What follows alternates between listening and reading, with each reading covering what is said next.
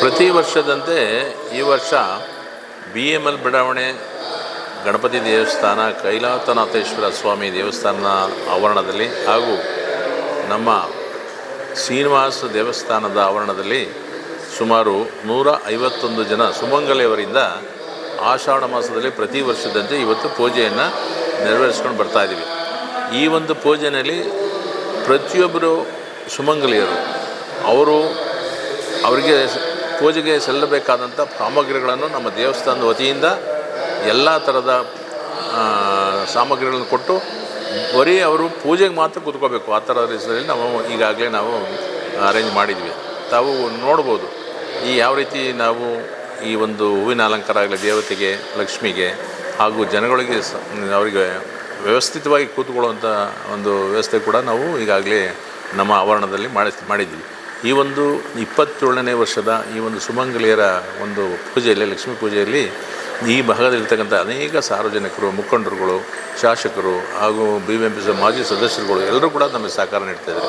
ಈ ದೇವಸ್ಥಾನ ಪ್ರಾರಂಭವಾಗಿ 1989ರಲ್ಲಿ ಪ್ರಾರಂಭ ಆಯಿತು. ನಮ್ಮ ಆದಿತ್ಯ ಸ್ವಾಮೀಜಿಯವರು ಅವರ ಒಂದು ಆಶೀರ್ವಾದದಿಂದ ಪ್ರಾರಂಭವಾದ ಈ ದೇವಸ್ಥಾನ ತುಂಬ ಅಭಿವೃದ್ಧಿಯ ಒಂದು ಹಂತದಲ್ಲಿ ಈಗಾಗಲೇ ಬೆಳೀತಾ ಇದೆ. ತಮಗೆ ಗೊತ್ತಿದೆ, ನಾವು ಎಲ್ಲ ಥರದ ಸೌಕರ್ಯಗಳನ್ನು ಈ ದೇವಸ್ಥಾನಕ್ಕೆ ಕೊಟ್ಟಿದ್ದೀವಿ.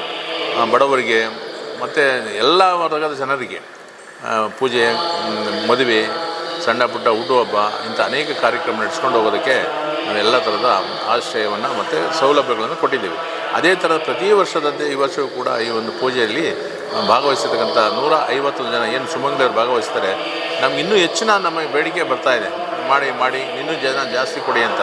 ಆದರೆ ನಮ್ಮ ಜಾಗದ ವ್ಯವಸ್ಥೆ ಇಲ್ಲದೇ ಇರೋದ್ರಿಂದ ಪ್ರತಿಯೊಂದು ವ್ಯವಸ್ಥೆಯನ್ನು ಅವ್ರಿಗೆ ಮಾಡಿ ಅವರು ಭಕ್ತಾದಿಗಳು ಏನು ಅವ್ರ ಕೋರಿಕೆ ಇರ್ತದೆ, ಅವ್ರು ಏನು ಅಂದ್ಕೊಂಡು ಬಂದಿರ್ತಾರೆ ಅದೆಲ್ಲ ಭಗವಂತ ಕರುಣಿಸಲಿ ಅಂತ ಹೇಳ್ಬಿಟ್ಟು ನಾವು ಈ ಪೂಜೆಯನ್ನು ಕೆಲ ಬಡವರಿಗೂ ಕೂಡ ಈ ಒಂದು ಸೇವೆ ಮಾಡುವಂಥ ಕೆಲಸ ಆಗಬೇಕು. ಈಗ ನಾವು ಏನಾದರೂ ಲಕ್ಷ್ಮೀ ಪೂಜೆ ಮಾಡಬೇಕಾದ್ರೆ ಲಕ್ಷಾಂತರ ರೂಪಾಯಿ ಖರ್ಚು ಮಾಡಬೇಕಾಗುತ್ತೆ. ಅದೇ ನಮ್ಮ ದೇವಸ್ಥಾನದ ಅದಿಲ್ಲ, ಸುಮಾರು ಸಣ್ಣ ಪ್ರಮಾಣದಲ್ಲಿ ನೂರಾರು ರೂಪಾಯಿ ಪ್ರಮಾಣದಲ್ಲಿ ಅವ್ರು ಖರ್ಚು ಮಾಡಿ ಎಲ್ಲ ಥರದ ವ್ಯವಸ್ಥೆಯನ್ನು ಮಾಡಿಕೊಡ್ತಾಯಿದ್ವಿ. ಅದಕ್ಕೆಲ್ಲರೂ ಕೂಡ ಭಾಗಿಯಾಗಿದ್ದಾರೆ.